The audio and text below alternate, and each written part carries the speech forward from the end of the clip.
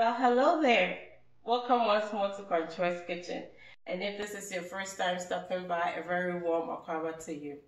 Today, I'm sharing with you a simple recipe for Apapransa, which is one of the common meals in Ghana and is a big party favorite these days. Go to an outdooring, wedding, birthday parties, and most likely you will find this dish. And when I come to one of those events, trust me, I won't leave until you have served me. I need to have my fair share before I leave. I made my own corn flour, my roasted corn flour, and I'm going to share it with you. You don't necessarily need to make your own. If you have it, or you have it pre-made, all the better. But if you have a means to make your own, then you can go ahead and make it because, for those of us outside the country, it's hard to find. So I hope you enjoyed this video, and I am thankful to you for how far you've brought this channel. Kindly continue to like, share, and subscribe if you haven't subscribed. And if you've already subscribed, could you hit that bell so anytime I post a new video, you will be notified. And I hope most importantly that you will make the meal and share with your friends and family. All right, let's do some cooking. So I had no roasted cornmeal, and that is what you need. We call it aburosam. We there can't. I don't know what you call it, but aburosam is what we call it. And so I bought my corn and roasted it myself to make my cornmeal. And I really didn't measure. I just made sure my baking tray was filled with the corn. I still had a little left, and I roasted this at 370 degrees for 70 minutes. That's an hour and 10 minutes total. And every 20 minutes I would open the oven and stir, because it starts cooking on the edges, as you can see right now. So I would stir to mix it up so the ones on the edges wouldn't burn. And I repeated this process until my corn was well roasted.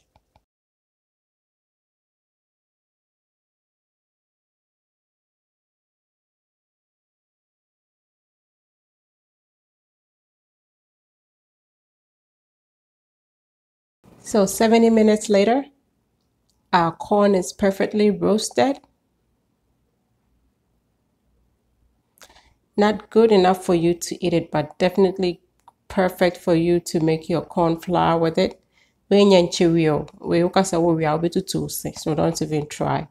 This corn is not that kind at all. But just look at how beautiful it looks. And it smells divine. It smells so good. It brought so much nice aroma in here. And so I let it cool. And after it cooled, I grinded it. So I used my meal attachment, which came separately. I had to buy this attachment separate for my Kitchenaid.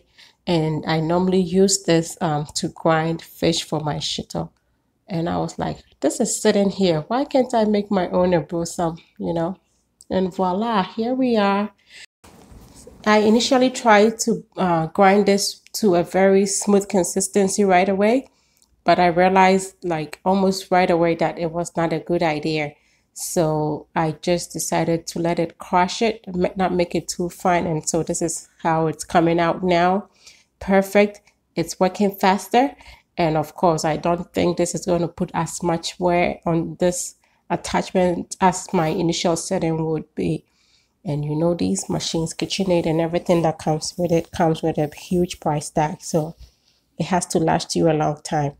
And quickly enough, just look, I had that consistency. It was almost like crushed, but a little bit more on the finer side still. And now I'm going to regrind this.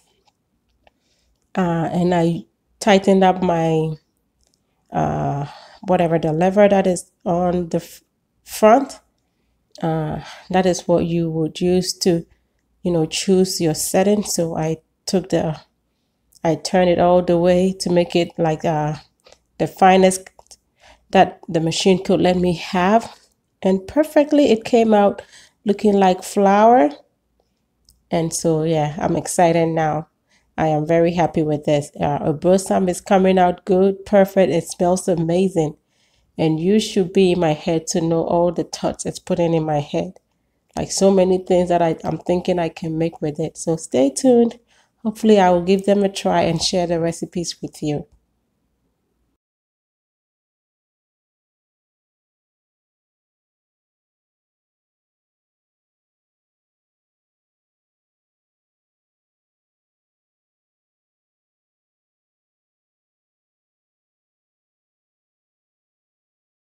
And so in just a little over 2 hours, I am done.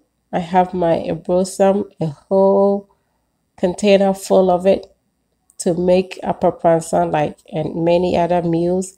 And so you could tell that you could use this machine to make your Tim Brown, your Winnie mix, your own flour. So yeah, amazing. And now it's all done. I have my cornmeal here. I have my palm nut soup over here, some herrings, and just some salt to taste. And this palm soup has crabs, you know.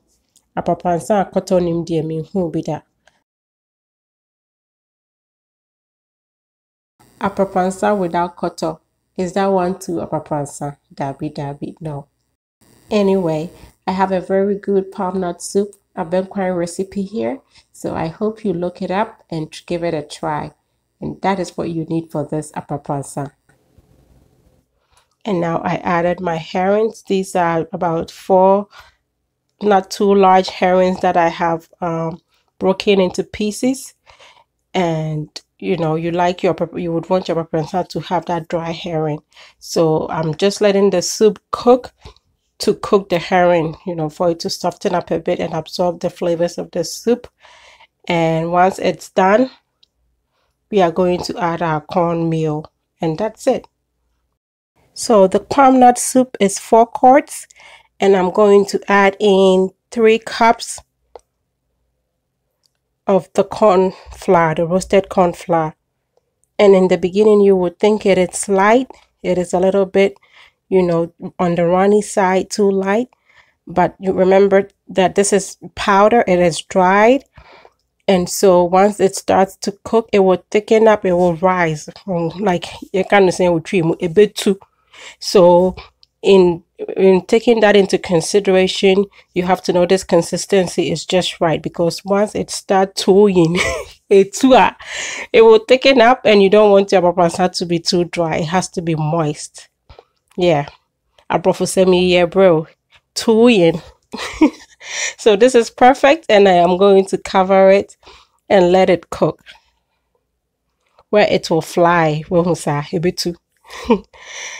I know some people make this with stew. I've never tried to make up a aparansa with stew, but I've heard you can make like tomato sauce. I'm thinking it will definitely be palm oil based. I've never tried that. I always do it this way, and I am hoping to learn from somebody. I think Kendall, yes, she has said she can make it with stew, so I'm gonna wait until she teaches me. I pick on her brain a lot of the time, so maybe I will talk to her and know how she does that, and I will share it with you as well. Baby, so look, aparansa is doing good. It's looking beautiful. It's thickened. I told you, say it too. Well, you can tell, say it too. It's not soft anymore, and it's even risen. Like I even break a car. And that's it. That's all it takes to make this meal. Delicious, aromatic, like what, catchy. You just want to eat it. And I could have added some beans. Normally you would use the red beans, cook it with some red beans, but I didn't have that. And I wanted this so quick because I had craved this for so long, and after making that corn flour, I didn't want to do anything else but just eat it right away. And that was all. So I'm dishing this out now, and we are having it with some friends.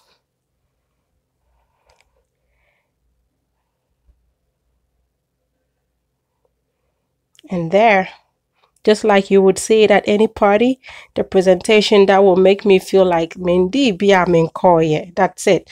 Your crab on top koto, you know, and some caramelized onions. And that's all it takes. Apapransa, simple, quick, easy to make. And I really hope you give this a try. Yes, please try it.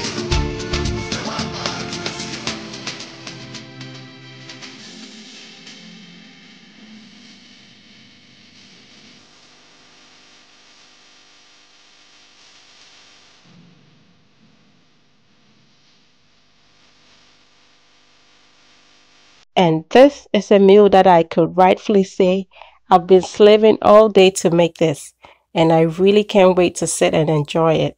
I hope I could invite you to join me, but since I can't, I hope you give this recipe a try. You will love it.